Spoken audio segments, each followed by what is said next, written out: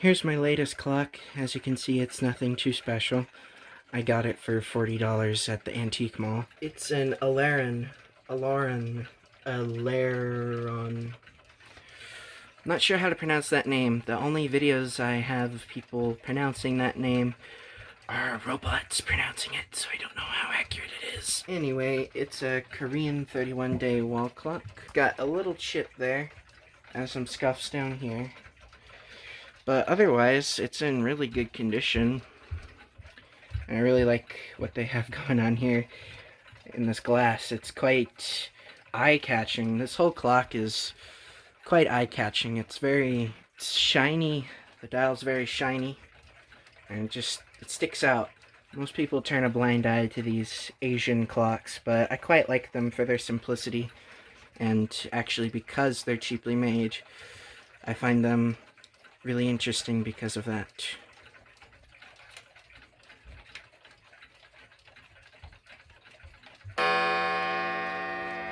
So it has a passing strike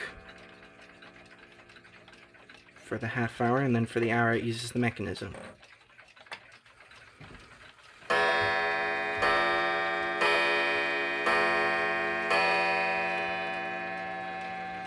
And the hour hand is directly connected to the snail.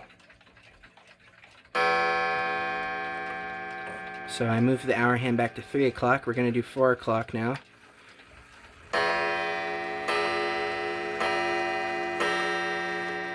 And it's still correct. So that's a peculiarity with this clock. This one also does that. The hour hand is connected to the snail. So no matter what position the hour hand is in, if you move it manually, it will keep the right time. There's also a silencing feature, which lifts the hammer away from the gong. Oops.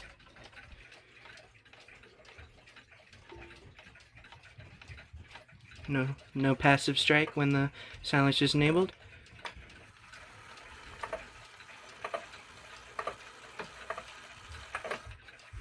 The only thing you really hear from the chime when the mechanism is activated is the rack clicking up. The time is 17:27.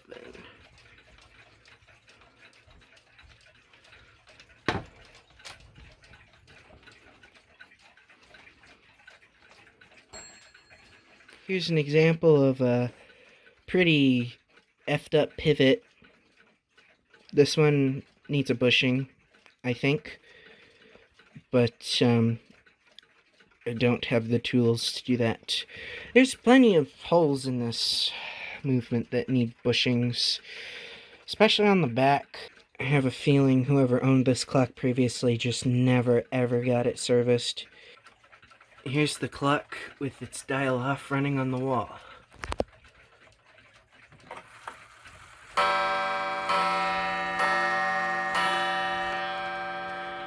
Let me show you that silence feature.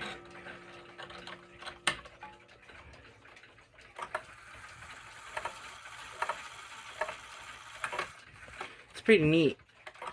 You can only hear the sound of the rack clicking up. It's a lot of fun. And neat if, useful I mean, if you need to go to sleep. People are always fawning over the really expensive clocks. The German ones and such, but I have an undying appreciation for the Asian ones, even though they may be poorly made. So that's it, and I'll catch y'all later.